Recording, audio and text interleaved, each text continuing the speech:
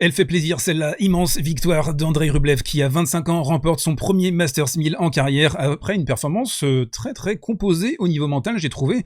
C'est pas le gars habituellement qui va vous transcender par ses capacités de concentration, mais là, il s'est quasiment pas énervé. Il est resté parfaitement focus et il remporte donc le plus grand titre de sa carrière à Monaco. À titre personnel, moi, vous le savez, c'est un joueur, bon, au niveau tactique... c'est pas le gars forcément transcendant, mais ça fait très très plaisir pour lui parce que c'est un gars super attachant, foncièrement bon.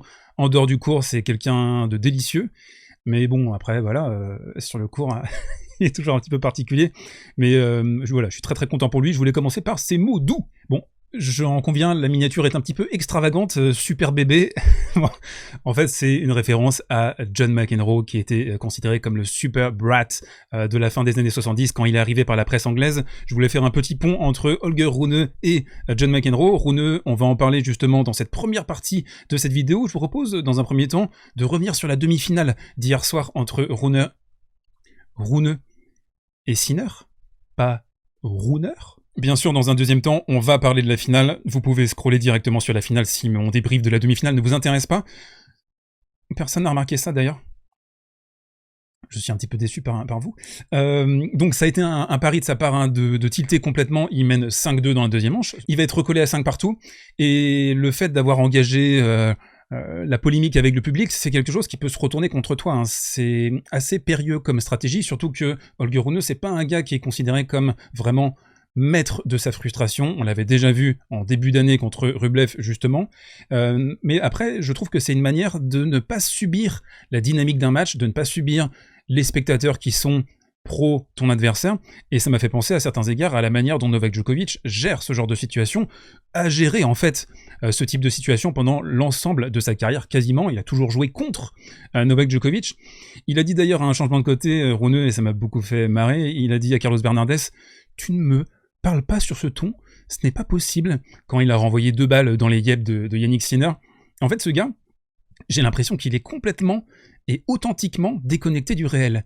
Il a aucune conscience de lui-même, comme si en fait c'était un énorme fils à maman avec un complexe d'Oedipe. Freud, il se régalerait avec Holger Rune, je pense. Il y a un véritable complexe d'Oedipe avec ce gamin qui fait que regarder sa maman tout le temps, paf, les petits pouces, les machins. Il a besoin d'être rassuré, comme en fait Carlos Alcaraz aussi, avec Juan Carlos Ferrero, a besoin d'être rassuré. Et on a dans ces nouveaux champions, le nouveau Big Three de la Baby Gen, on va écarter Sinner qui est un peu plus autonome, je trouve, sur un court de tennis. Bah, ces deux-là, ils ont besoin d'affection, d'amour, d'être sans cesse rassurés. C'est vraiment un nouveau paradigme dans le tennis de très très haut niveau, parce que les anciens grands champions, ils n'avaient pas ça, quoi. Ils étaient tout à fait autonomes et on avait certes un petit peu de coaching à la marge, mais c'était pas cette relation avec quasiment le cordon ombilical, si je peux me permettre.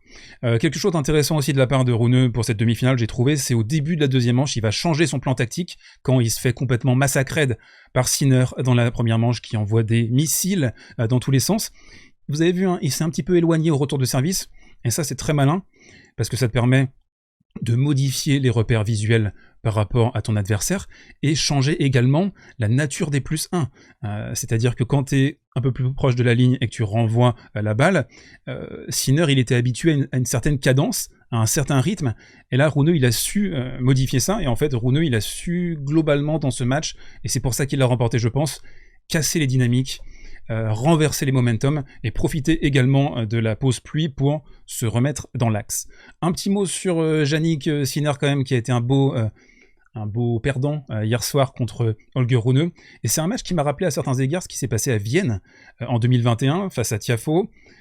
Sinner il a encore un petit peu de mal dans ce type d'ambiance, alors tout se passe bien quand il est supporté par une ambiance surchauffée, mais quand son adversaire utilise cette énergie, il fait encore petit garçon Yannick Sinner, et il y a clairement des progrès encore à effectuer dans ce secteur, même si c'est beaucoup mieux depuis plusieurs mois.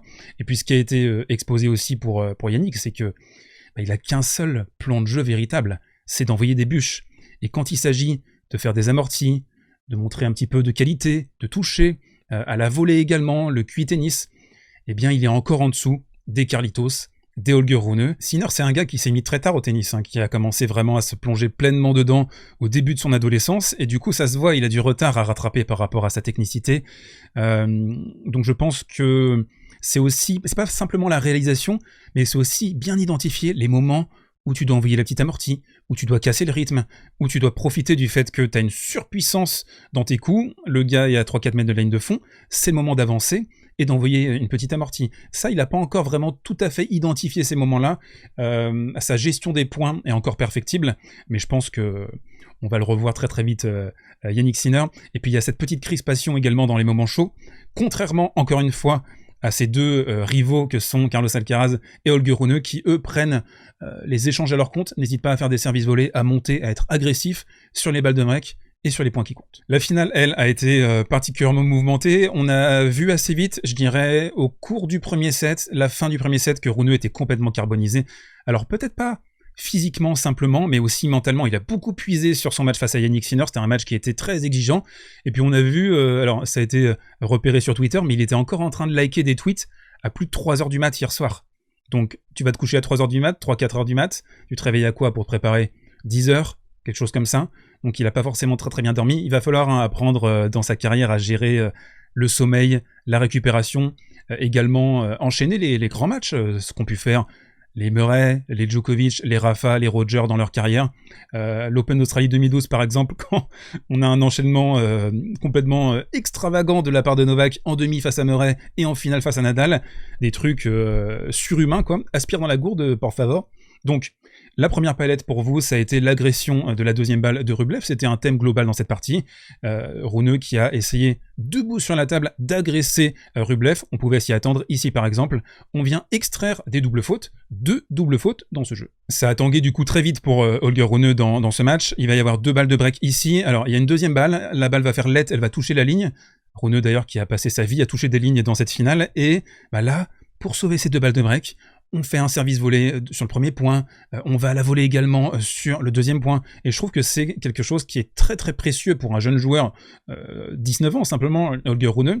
C'est un gars qui y va, il a pas peur, il engage, il trouve aussi des super services dans les moments opportuns, donc il a vraiment ce côté clutch. Un peu étonnamment, Rune va réussir à faire le break dans la première manche, et moi ce que j'ai trouvé intéressant chez Rublev, et je pense que c'est une des raisons pour lesquelles il a remporté cette finale, c'est son utilisation des contre-pieds. C'est un joueur à l'espagnol, Andrei Rublev, qui a un ADN tennistique clairement de l'autre côté des Pyrénées. Et ici, notamment en revers, il a touché très régulièrement les contre-yep. Ça, j'ai trouvé ça très très intéressant, surtout quand tu as un joueur qui a un peu diminué physiquement. Les contre-pieds, ça fait très très très très mal, hein. Les reprises d'appui, se redéplacer de l'autre côté, tu as l'inertie, il faut réimpulser avec la jambe ici, de ce côté-là, pour repartir. C'est très très difficile. Rublev a été malin, je trouve. Il a aussi su avancer dans le cours un tout petit peu, 50 cm, 1 mètre, tu avances, tu colles à la baseline, et tu vas chercher le contre-pied en frappant très tôt. Et ça, c'est mortel. Le premier set, du coup, va être une espèce de hold-up, je trouve. Je trouve qu'au point, Rublev était au-dessus. Alors, Rune a remporté plus de points au total dans la première manche que Rublev, mais il est à 20% en dessous, derrière sa deuxième, par rapport à Rublev. Et puis là, on va avoir une ligne. Ça va un peu décontenancer Rublev, la ligne, 3 fautes directes. Rublev, on le sait, il peut se tendre dans les moments très très chauds. Et Rune va réussir à basculer en tête. Comme je vous le disais, très très vite. Par contre, Rune, pas les jambes raides, langage corporel. Alors, on est habitué du côté du joueur danois, c'est un gars qui titube, qui a toujours l'air un peu essoufflé, qui tire la langue. Ici, par exemple, une amortie pas bien touchée, pas dans le sens du jeu, pas dans le bon tempo. Il s'est un petit peu débarrassé de la balle, et pendant de larges portions de la rencontre, j'ai trouvé, il a hésité à s'engager dans les rallyes, dans les points intermédiaires. Il a voulu un tout petit peu trop abréger.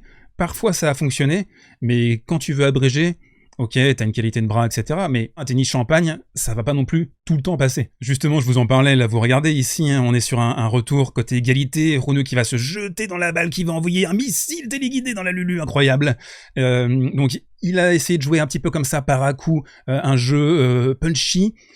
Ça a fonctionné, il a le break dans la troisième manche. Derrière en plus le tonton, qu'est-ce qu'il fait? Il est un petit peu en difficulté pour tenir ses jeux, parce que forcément il a un petit peu de difficulté à courir, et il a envie de se débarrasser de la balle, mais qu'est-ce qu'il arrive à faire? Il arrive à tenir en trouvant des énormes services dans les moments qui comptent. Ici il va envoyer 3 gros services ôtés à chaque fois pour mener 4-1. Mais ce match c'était un petit peu comme quand tu vas à la plage et que tu essayes de construire un château de sable près de l'océan, et les vagues au bout d'un moment, bah, elles vont avaler ton château de sable, quoi. C'est inévitable. Et là, ce qui a été inévitable, c'est que Holger Rune s'effondre. Là, on n'est plus du tout dans l'axe au niveau de la balle. On n'est pas compact. Au niveau des épaules, ça part dans tous les sens. Forcément, il va faire une faute en largeur. Rublev qui va faire le débreak et qui a fait le plus dur à ce moment-là. Franchement, je pense que si Rublev remportait pas cette partie, ça allait faire très très très mal à la tête, hein, parce que physiquement, il était large au-dessus, et puis il a su canaliser ses démons. Dernière tentative un petit peu désespérée du joueur danois pour essayer de retourner le momentum, comme il a pu le faire face à Sinner la veille. Ici, on va envoyer 2 énormes missiles dans l'eau, je pense, hein, les ballons atterris dans la mer Méditerranée. Il va prendre un avertissement, ça va pas suffire pour réussir à tenir dans cette rencontre, et Andrei Rublev remporte ce Masters 1000. Un peu au physique, un petit peu au courage, et moi je trouve que c'est une victoire. Alors, je le redis, c'est pas le joueur non plus ultra transcendant, bien sûr, on connaît la bête, mais je trouve que c'est une victoire, c'est une belle victoire. C'est une victoire, c'est la victoire du courage, et c'est aussi la victoire du gars qui, enfin, sait saisir sa chance et canalise ses démons, canalise cette mauvaise énergie. Il s'est très très peu énervé, il a été super compact au niveau mental, je trouve. Et puis c'est un gars, par ailleurs, super attachant, quoi. On voyait par exemple cette petite séquence avec Grigor Dimitrov entre les deux avant le tournoi où ils essayent des raquettes à l'ancienne des années 80, des années 60, et ils se font un petit match. C'est vraiment une très très chouette personnalité. Maintenant, le défi pour lui, ça va être de concrétiser ça sur le best of 5. Essayer de reproduire ça à Roland Garros par exemple, essayer d'aller en demi-finale, en finale.